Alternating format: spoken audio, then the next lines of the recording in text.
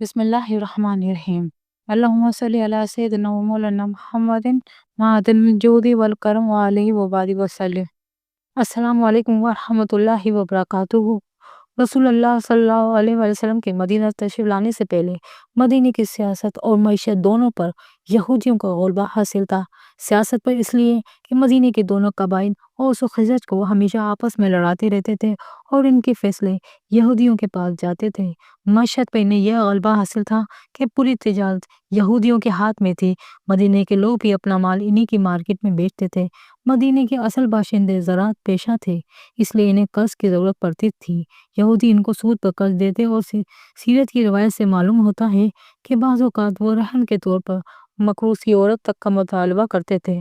سیاسی اور معاشی صورتحال کے علاوہ مذہبی اعتبار سے بھی مدینہ کے لوگ انہیں اپنے آپ سے فائق سمجھتے تھے، اس لیے بعض اوقات ماں باپ نظر مانتے تھے کہ اگر میرا بیٹا زندہ رہ گیا تو میں اسے یہودی بنا دوں گا۔ جب رسول اللہ صلی اللہ علیہ وسلم ہجرت کر کے مدینہ تشریف لائے تو ان کی یہ چودراہٹ ختم ہو گئی، اس لیے انہوں نے مسلمانوں کو نقصان پہنچانے کی ہر ممکن کوششیں کی۔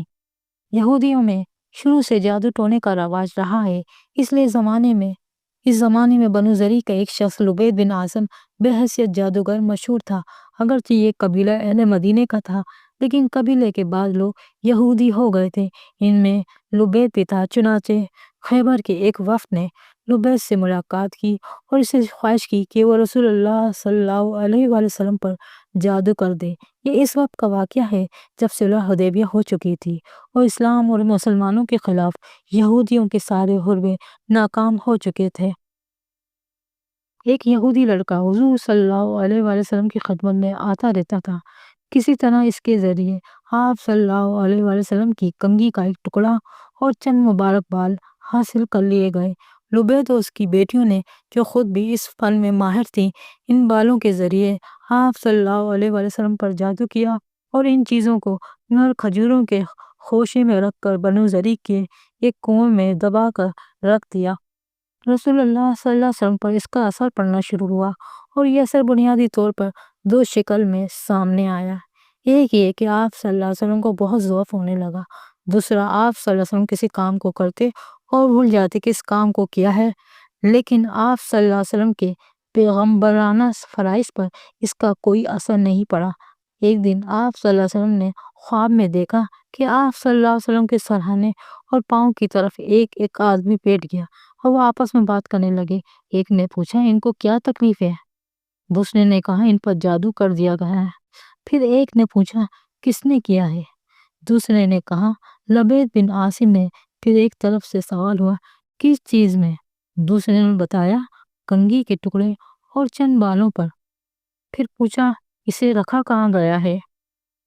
دوسرے نے کہا زی اور اوران نامی کنویں کی تہ میں پتھر کے نیچے۔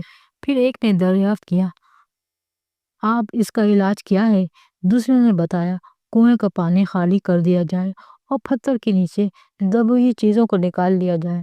رسول اللہ صلی اللہ علیہ وسلم نے نیند سے بیدار ہونے کے بعد حضرت علی رضی اللہ تعالیٰ عنہ، حضرت عمار رضی اللہ تعالیٰ عنہ اور حضرت زبیر رضی اللہ تعالیٰ عنہ کو وہاں بھیجا اور آپ سرکار دو جہاں صلی اللہ علیہ وسلم خود بھی تشریف لے گئے۔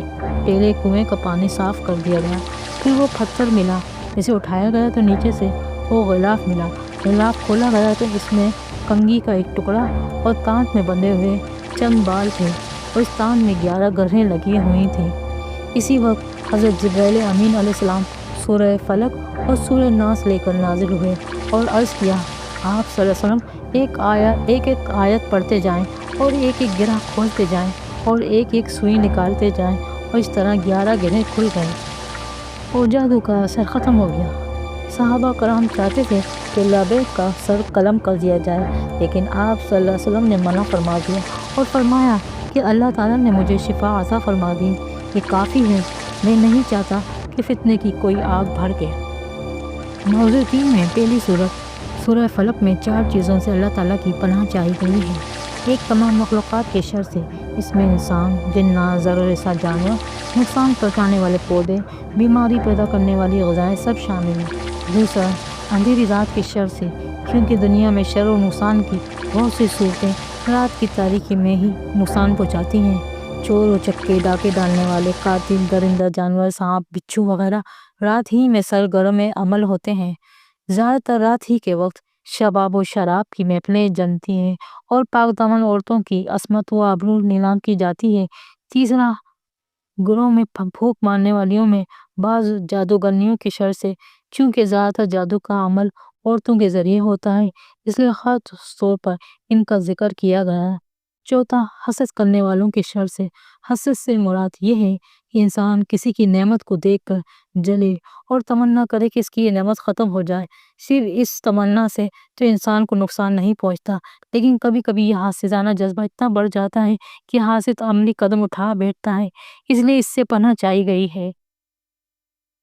دوسری صورت سورہ ناس میں پناہ صرف شیطان سے چاہی گئی ہے، اور شیطان کے جس وصف کا خاص طور پر ذکر کیا گیا ہے وہ ہے وسوسہ ڈالنا، کیونکہ ہر برائی و جرم کی ابتدا وسوسے سے ہوتی ہے۔ نے شیطان کو خناس بھی کہا گیا، یعنی نظر نہ آنے والا، یہ پیچھے سے ہٹ جانے والا، یعنی شیطان یا شیطانی کام کرنے والے لوگ سامنے سے آ کر گمراہ کرنے والی بات نہیں کہتے، بلکہ پیچھے رہ کر گمراہ کرتے ہیں۔ اس لیے شیطان غفلت کی حالت میں انسان کے اندر وسوسہ پیدا کرتا ہے۔ اگر انسان اللہ کو یاد کر لیتا ہے تو وہ پیچھے ہٹ جاتا ہے، لیکن اس صورت سے اس بات کی بھی واضح کر دی گئی ہے کہ وسوسہ پیدا کرنے والے جذبات تو ہوتے ہی ہیں، انسان بھی ہوتے ہیں جن کو شیطان اپنا اعلیٰ کار بناتا ہے۔ آج کل علم کے نام پر جو گمراہیاں پھیلائی جا رہی ہیں، سود کو معاشی نظام کے استحکام کے طور پر لازم قرار دینا، ہم جنسی کے عمل کو درست قرار دینا، قمار کو عالمی سطح پر رواج دینا، شریعت کے احکام کو اذکار رفتہ بنانا وغیرہ، یہ سب انسانی وسواس کی قسمیں ہیں جن کا فتنہ آج پوری دنیا میں پھیلایا جا رہا ہے۔